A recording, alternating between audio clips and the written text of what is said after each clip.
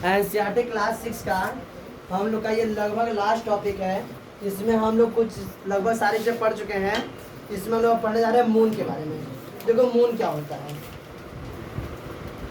ध्यान समझो। देखो हम लोग अर्थ के बारे में पढ़ चुके हैं, सन के बारे में पढ़ चुके हैं, हम लोग अब मून बचा हुआ है। देखो द मून क्या होता है। Our earth has only one natural satellite. हमारे अर्थ के पास केवल एक नेचुरल सैटेलाइट है जिसका नाम है मून। हमारे अर्थ के पास कितने सैटेलाइट है? बस केवल एक सैटेलाइट नेचुरल सैटेलाइट है जिसका नाम है मून। अब देखो इसमें क्वेश्चन आता है कि पूरे सोलर सिस्टम में कितने प्लैनेट है? 8 प्लैनेट है। उसमें से 2 ऐसे प्लैनेट जिनके पास अपना नेचुरल सैटेलाइट नहीं है। वो कौन है? अर्थ के पहले वाले प्लैनेट। अर्थ के पहले कौन कौन सा प्लैनेट है?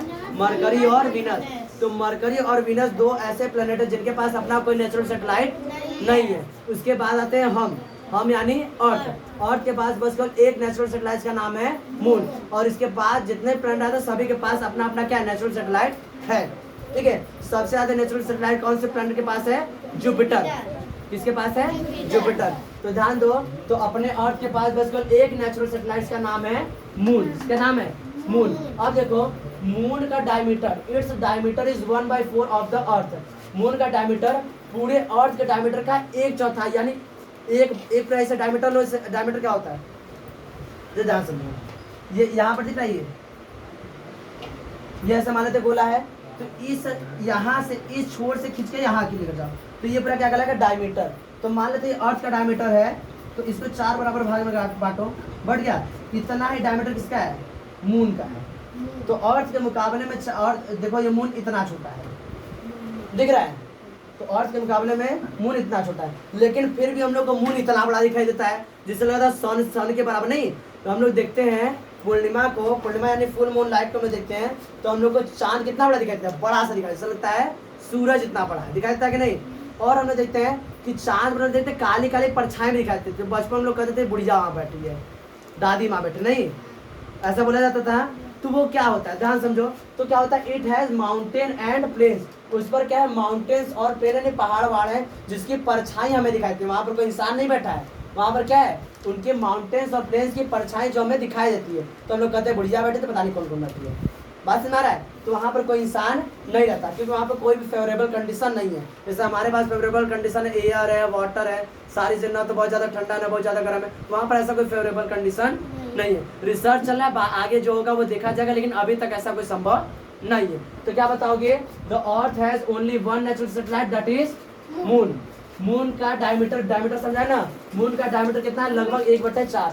यानी अपने अर्थ का 4 अगर मून मिलाओगे तब जाके अर्थ के डायमीटर के बराबर आएगा। बात सुना रहा है? अब देखो it has mountain and plain, जिसकी वजह से हम लोग को काली काली क्या दिखाते हैं? परछाई दिखाई देती है। अच्छा अब ये पूछा जाए, और जैसा हम बताए थे ना सूरज का हमारे पृथ्वी से दूरी कितना तो बताए थे? 15 मिलियन किलोमीटर ऐसे बताते हैं। अब देखो पृथ्वी इसका जो हमें कहते हैं बहुत बड़ा दिखाई देता है। पृथ्वी सूरज जो है पृथ्वी से बहुत दूर है। पृथ्वी क्या है? सूरज क्या पृथ्वी से बहुत दूर है, लेकिन इसलिए हम लोग क्या दिखाए? थोड़ा सा छोटा दिखाई देता है। चांद हम लोग को बड़ा दिखाई, इसका मतलब चांद क्या हमारे पृथ्वी के बहुत ज्यादा नजदीक है, इसलिए हम लोग को चांद क्या दिखाता है? सूरज की तरफ बड़ा दिखाता है। तो पृथ्वी से चांद का डिस्टेंस कितना है? 3,84,400 यानी 3,84,400 किलोमीटर। पृथ्वी से चांद का दूरी कितना है? 3,84,400 किलोमीटर। ठीक है, away from the sun, so that इसलिए it appear as big as sun. इसलिए हम लोग को इतना बड़ा जैसे यह सन है। इसमें दिक्कत हम लोग देखते हैं कि चांद क्या होता है? बहुत ज्यादा चमकीला दिखाता है, लेकिन चांद के पास अपना खुद का लाइट हीट नहीं है। वह किसके लाइट से शाइन करता है? सन के लाइट से। बात समझ रहा है? यह खुद के लाइट से शाइन नहीं करता। अब देखो हम लोग एक और देखते हैं, why we see only one side of the moon. हम लोग देखते हैं कि दिन भर चांद गोला है, लेकिन हम लोग को एक ही तरह दिखाई देता है। ऐसा क्यों? हाँ, चांद को जब भी देखो तो कैसा दिखाई देता है? एक ही तरह। ऐसा क्यों होता है? क्यों हम लोग चांद को बस एक ही साइड देख पाते हैं? कारण अब समझो। देखो सूरज जिस तरह हमारे पृथ्वी सूरज के चारों ओर चक्कर लगाती है, उसी तरह चांद में पृथ्वी के चारों ओर चक्कर लगाती है। क्या चीज? जिस तरह सभी ग्रह सूर्य के चारों ओर गोल गोल घूमते हैं ना, उसी तरह चांद भी पृथ्वी के चारों ओर क्या करती है? गोल गोल घूमती है।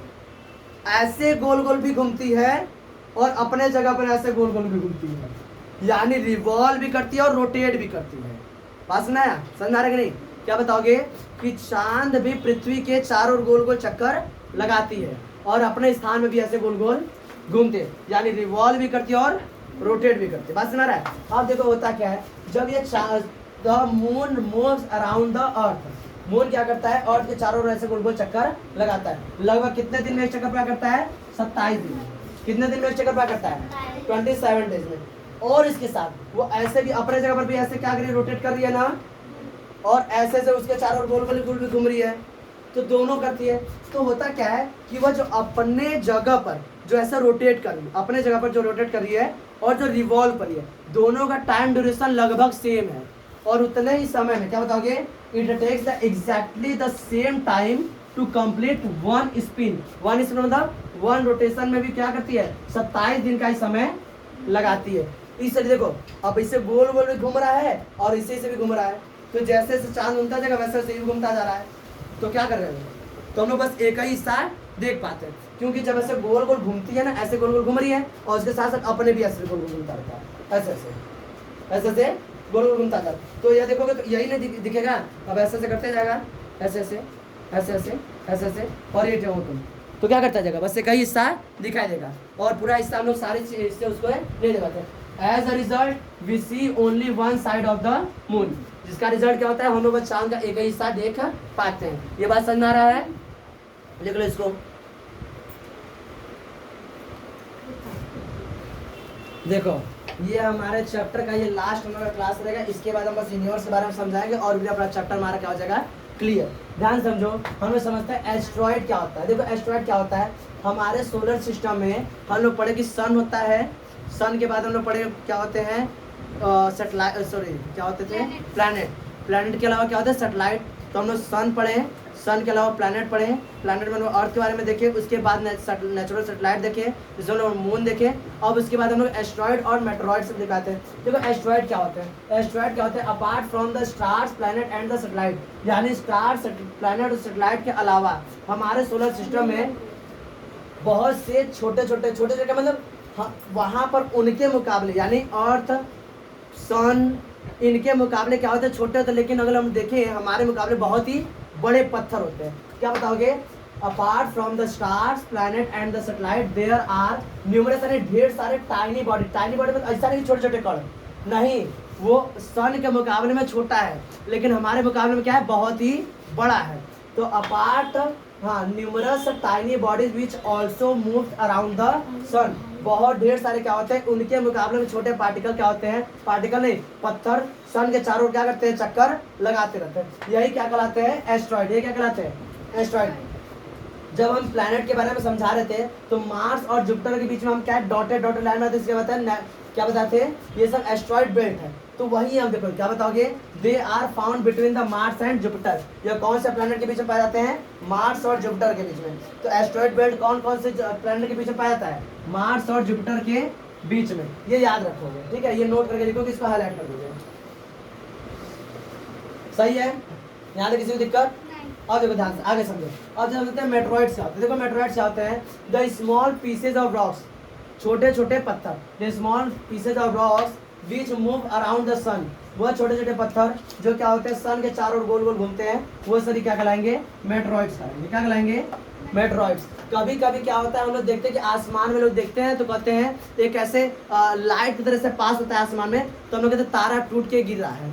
और बहुत लोग क्या होते हैं, इससे आग बंद के मन्नत मांग लेते हैं, हे भगवान हमें इस बार आईफोन मिल जाए, नहीं तो वो तारा टूट के नहीं गिरता है। यही सब मेटेरॉइड्स क्या होते हैं, जब हमारी ओर आते हैं, जब हमारी ओर आते हैं तो हम बताए ना कि सन, अर्थ के पास क्या बहुत बड़ा अपना क्या है, एटमॉस्फेयर है, बहुत बड़ा क्या है, एटमॉस्फेयर है। तो जब ये एटमॉस्फेयर में इंटर करते हैं तो फ्रिक्शन करना, जब देखो एटमॉस्फेयर में जब इंटर करते हैं तो जैसे ये बड़ा सा अर्थ है, मान लेते हैं ये क्या है, बड़ा सा अर्थ है, ठीक। तो जब ये मेटेरॉइड्स अर्थ की ओर बढ़ेंगे तो इसका क्या अपना क्या है, एटमॉस्फेयर है। तो इसमें जब एंटर करें तो यहाँ पे क्या होता है, फ्रिक्शन होता है, मतलब रगड़ खाते हैं हवा से। ये मेटेरॉइड्स क्या होते हैं, रगड़ खाते हैं, इतना तेज रगड़ खाते हैं, क्या होता है, आग की तरह जल जाता है, आग की तरह क्या होता है, जल जाता है, और जल के ऐसे कुछ दूर जाके होता है, राख बन के खत्म हो जाता है। तो ये हम कहते हैं कि तारा टूट गिरा है, वो तारा टूट गिरता है नहीं, वो क्या होता है, मेटेरॉइड्स। क्या होता है, मेटेरॉइड्स। कभी कभी क्या होता है कि पत्थर बहुत ही बड़ा आता है हमारी ओर, बहुत ही बड़ा आता है। तो आते आते क्या होता है, जलते जलते जलते जलते जल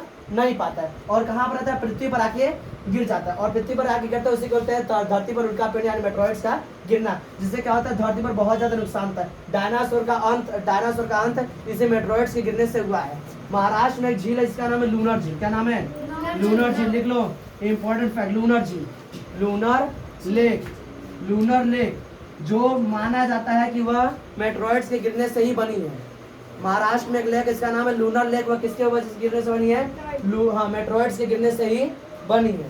डायनासोर का अंत किसकी वजह से हुआ है? तो डायनासोर का अंत हाँ मेट्रॉइड्स के गिरने की वजह से ही हुआ है। ये सब इंपॉर्टेंट फैक्ट है। इस तरह से हम लोग देखते हैं। अब हमारा बस बच्चा एक लास्ट टॉपिक यूनिवर्स, जो हम लोग कल इसको हम लोग क्लियर करें, यूनिवर्स क्या होता है।